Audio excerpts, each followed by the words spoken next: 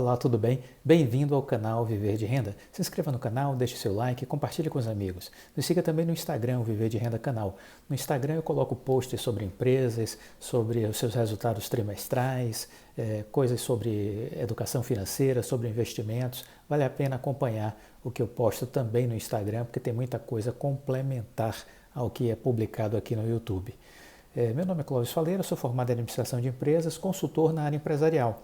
E desde 2006 investidor na Bolsa de Valores. São 14 anos, portanto, investindo na Bolsa.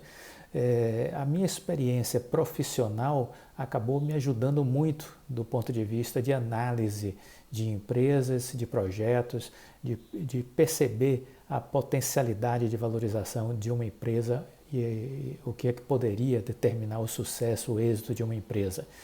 Óbvio, a gente não acerta sempre, mas a minha taxa de acerto é bem interessante em função disso, de eu ter vivido a minha vida profissional toda dentro do ambiente corporativo, prestando serviços para grandes empresas do Brasil e do exterior, na área de planejamento estratégico, implantação de projetos de sustentabilidade, educação, agronegócios, formação de lideranças. Então eu vivi o ambiente corporativo e isso me faz ter uma boa ideia de como funcionam as empresas, de como se dá a dinâmica do mundo corporativo, dos seus desafios para a implantação de projetos, e isso me ajuda muito enquanto investidor.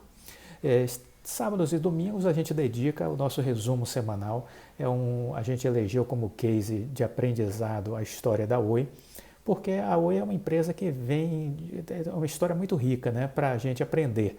É uma empresa que quase faliu, chegou a uma dívida de 65 bilhões de reais, atravessou aí um deserto de recuperação judicial, muita gente duvidando se ela conseguiria sair da recuperação judicial, e ela está agora na fase final, prestes a sair desse processo já em setembro do ano que vem, 2021.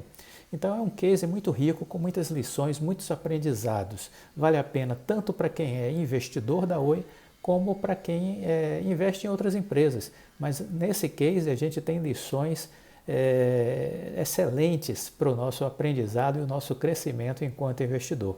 Eu espero que vocês assistam o vídeo até o final e que quem não assistiu ainda aos vídeos anteriores, pesquise aqui no canal, porque tem muitos vídeos sobre a Oi e vale a pena fazer uma maratona desses vídeos, assistir, porque conta todo esse processo que vem passando a empresa e por que a gente acredita que a empresa sim é uma oportunidade para as pessoas que estão acreditando no seu potencial, né? Então a gente reflete um pouco sobre isso.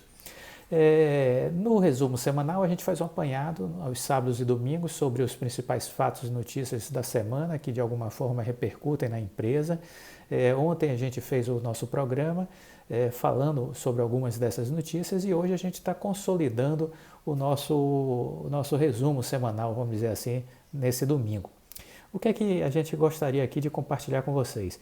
Em primeiro lugar, uma notícia que saiu no Money Lab, dizendo que a notícia é a seguinte: segurança de computadores se torna tema ainda mais crítico. Número de crimes cibernéticos aumenta durante a pandemia. A solução pode estar em tecnologias que blindem melhor os dispositivos. A quantidade de crimes cibernéticos aumentou expressivamente durante a pandemia causada pelo novo coronavírus. Golpes como roubo de senha, phishing, malware, ransomware em laptops aumentaram 450% em toda a América Latina, segundo o estudo da Kaspersky, empresa especializada em cibersegurança. Na maioria das vezes, os hackers conseguem acesso aos dispositivos por meio de tentativas de erro e acerto para obter nome de usuários e senhas. O Brasil foi o país que mais teve casos desse tipo de crime. Em abril foram 50,5 milhões de crimes cibernéticos. Na Colômbia, por exemplo, foram 11,9 milhões. O México, 9,3 milhões. E o Chile, 4,3 milhões. Então veja a proporção que isso toma no Brasil, né? 50,5 milhões de crimes cibernéticos que aconteceram este ano. Isso considerando esse período agora da pandemia, né? E apenas no mês de abril, diga-se de passagem. Entre as razões para a proliferação desses tipos de ataques estão o uso de computadores em ambientes de baixa segurança, como as redes domésticas utilizadas no home office. Nesse sentido, os PCs corporativos, diferentemente dos PCs residenciais, podem fazer toda a diferença. As novas tecnologias tendem a ajudar a blindar os computadores contra esses crimes. Em um exemplo prático, a plataforma Intel vPro ajuda a proteger o BIOS, que é o Sistema Básico de Entrada e Saída, como uma superfície de ataque ao sistema operacional, ajudando a evitar que um vírus, por exemplo, tenha acesso total ao equipamento. Em paralelo, a tecnologia em detecção de ameaças de empresa, chamada Intel TDT, emprega tecnologias de fortalecimento do sistema que ajudam a melhorar a proteção do sistema com varredura de memória acelerada e recursos avançados de telemetria e plataforma. Então, esse é um problema que cresceu. Esse tema virou um tema central na discussão da agenda estratégica das empresas, né? E por isso, inclusive, a Oi criou dentro da sua área corporativa, vamos dizer assim, que atende o público corporativo, que hoje já fatura 5 bilhões de reais, essa área da Oi que atende médias e grandes empresas, criou dentro dessa área um programa, vamos dizer assim, uma área específica de cibersegurança, para criar exatamente uma estratégia de combate a esse tipo de crime e para oferecer às empresas esse tipo de serviço de proteção. Então, essa é uma área que a Oi cresceu, nós comentamos isso na semana passada, já cresceu esse ano 212%. Está dentro da Oi Soluções, que já está faturando 1 bilhão de reais. Então, a gente entende que essa Oi Soluções, com esse olhar para a inovação tecnológica, para a proteção e segurança de dados, voltado ao mercado corporativo, tem um potencial gigantesco de crescimento, né? Então, é bom ficar de olho nas notícias que estão sendo dadas sobre esse tema, porque isso tem muito a ver com o futuro da Oi, que as pessoas às vezes só ficam associando a Oi à questão da fibra ótica. E não é só isso, também tem a área de tecnologia da informação, que o CEO da empresa, o Rodrigo Abreu, vem de uma grande gigante de tecnologia, uma gigante americana que é a Cisco.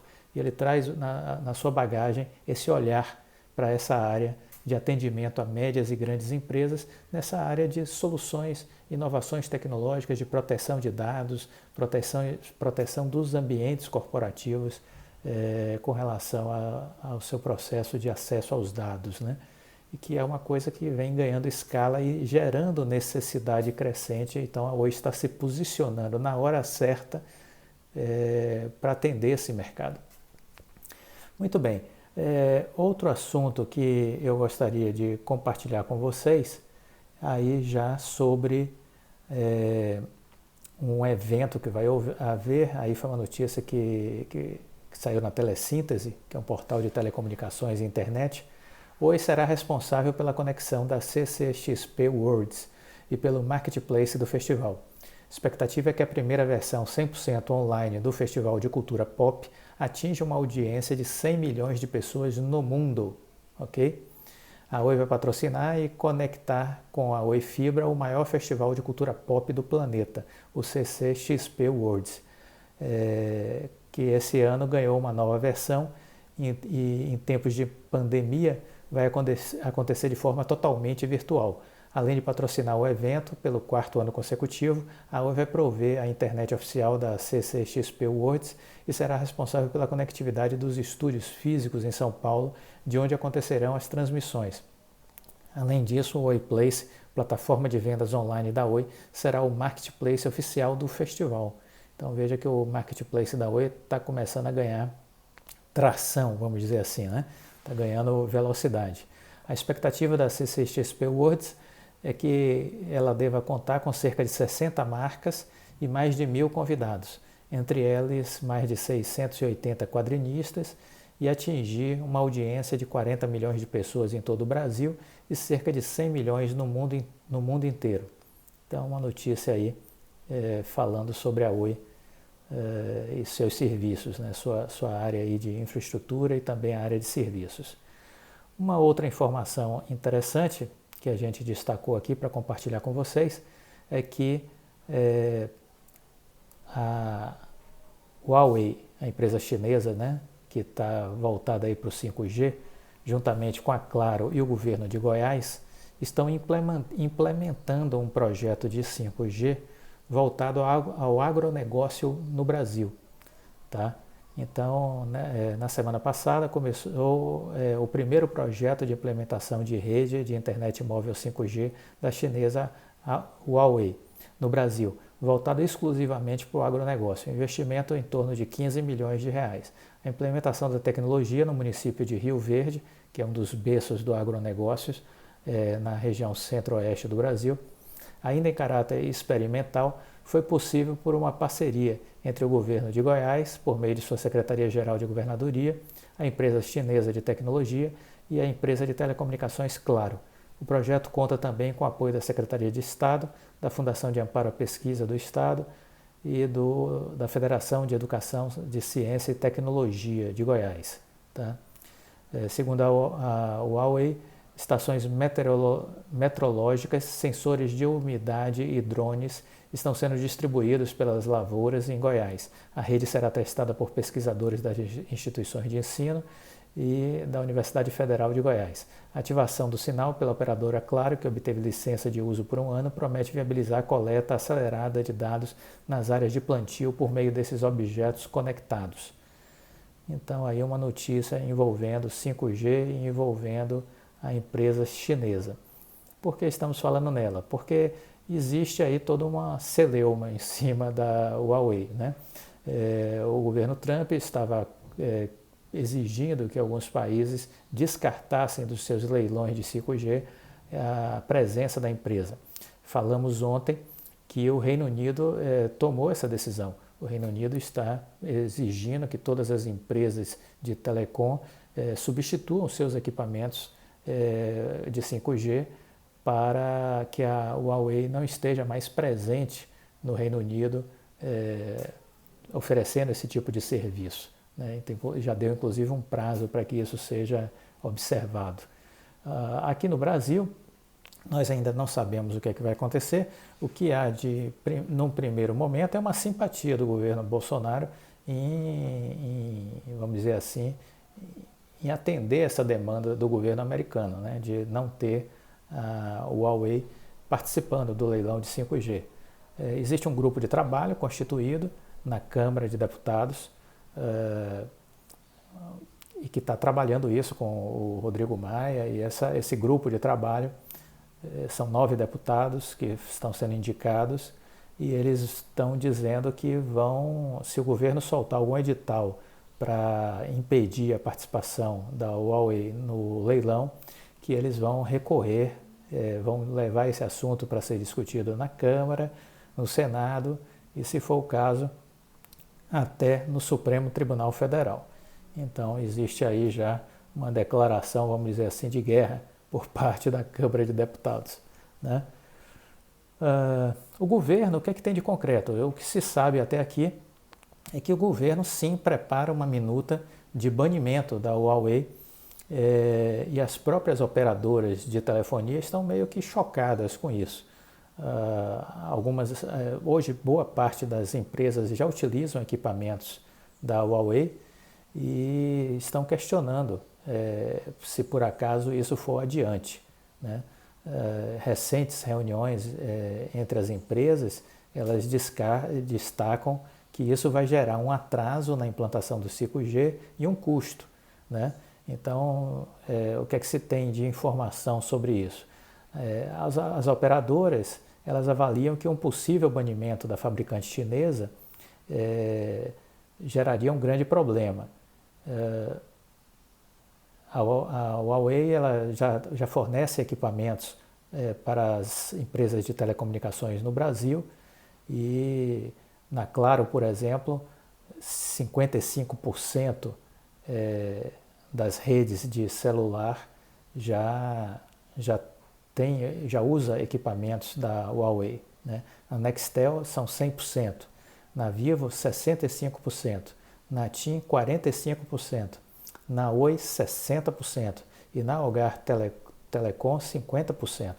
Então veja que a empresa chinesa ela já está dentro do Brasil, operando com a transferência com tecnologia deles, né, com equipamentos deles, e já atendendo a grande maioria das nossas empresas. Então, o que é que as empresas estão dizendo? Olha, nós já trabalhamos com os equipamentos dos chineses e fazer, vamos dizer assim, uma migração de equipamentos, quer dizer, substituir tudo que a gente tem por equipamentos de outra empresa, vai ser um custo muito grande. As empresas fizeram as contas do que representaria uma decisão de banimento desse fabricante e os números variam muito. Alguns consideram que o impacto viria desde a rede 3G. Para outras empresas, esse impacto começaria a partir das redes 4G. Mas todos concordam que a 5G sem a Huawei, além de ficar muito mais cara, se espalhará muito mais lentamente no território brasileiro. No mínimo, sem a Huawei, todos os equipamentos de 4.5G já instalados terão que ser trocados.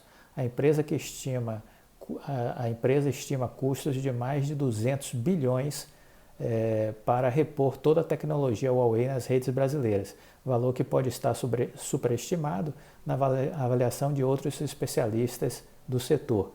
Mas interlocutores consultados pelo portal Telesíntese concordam que uma decisão como essa irá certamente afetar o leilão da 5G. O leilão pode ficar em risco, avalia um executivo. As contas certamente terão que ser refeitas e o custo será muito maior.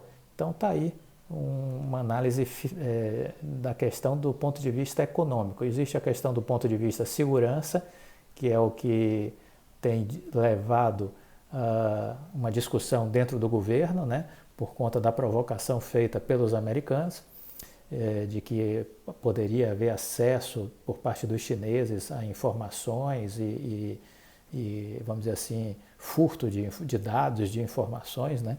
Mas o fato é que existe um outro lado aí, que já é uma realidade atual do Brasil, que já utiliza dessa tecnologia chinesa em boa parte das operadoras de celular, e além disso, de internet, né?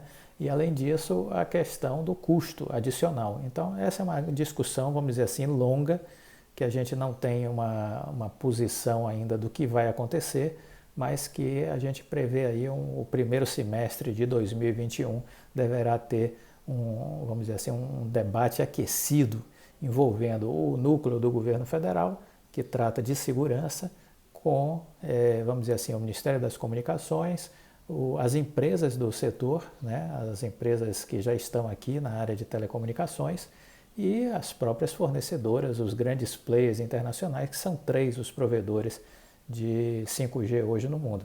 Então, esse é o cenário que a gente vê. De qualquer sorte, o que nos interessa no momento é que a Oi ela está posicionada para atender a demanda do 5G, porque todas as antenas que vão estar fazendo a emissão do sinal do 5G precisarão de fibra ótica.